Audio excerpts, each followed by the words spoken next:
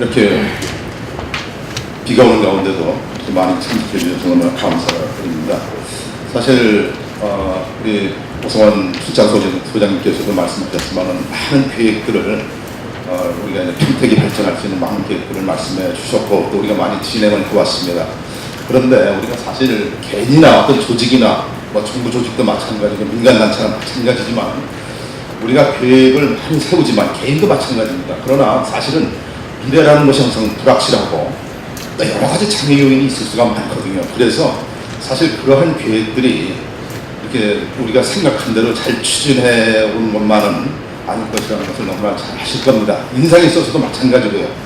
그러니까 사실 우리가 미군 특별법 같은 것이 제정이 돼서 저도 2004년, 2005년 항상 그때의 미군 운영을 논의할 때에 같이 이렇게 논의를 하면서 발전 방향 같은 걸 많이 세웠고 그렇지만은 벌써 이렇게 미군이 들어오는 거 보는 것조차 3, 4년 이렇게 연기가 되고 평택강 개발하는 것도 벌써 몇 년씩 연기가 되고 적격 이런 검사가 몇 년씩 이렇게 지체가 되면서 우리의 생각만큼은 안 되는 거죠.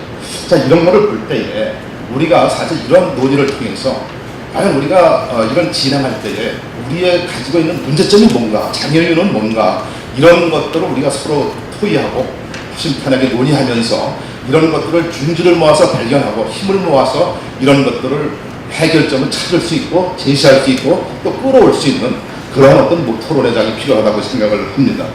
그리고 또 아까도 말씀드렸지만은 삼성전자가 오고 LG전자가 옵니다. 참 미래에 대한 우리 희망이 많습니다. 그럼에도 불구하고 때로는 나는 이런 생각을 해봅니다. 그러니까 우리가 나하고 무슨 상관이야?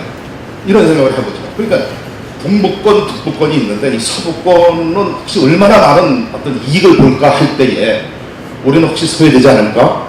우리는 그동안 인구도 적고 동부나 북부에 비해서 평택에 이런 어떤 소위 일종의 말하는 박탈감 같은 거라든가 소외감 같은 것이 없으실지 모르겠어요.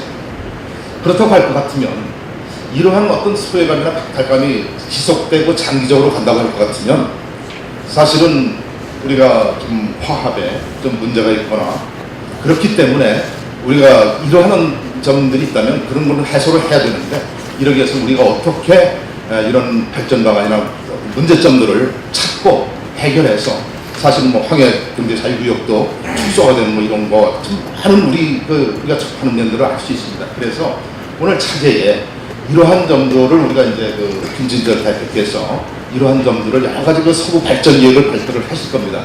그러면서도 이러한 어떤 발전 계획들이 시행되고 있는 가운데서도 여러 가지 어떤 지체되고 원인되는 문제점들 그리고 앞으로의 발전 방안이 뭔가 이런 것들을 좀 제시해 주면서 이런 것이 안 됐을 때 우리가 많이 또 민원을 제기할 수 있거든요. 왜냐하면 우리가 발전을 계획하면서 기대하면서 사실 우리 재산권 행사를 해야 되는데 브랜시티 마찬가지였죠. 그러니까 이렇기 때문에 여러 가지 민원을 제기할 수밖에 없어요.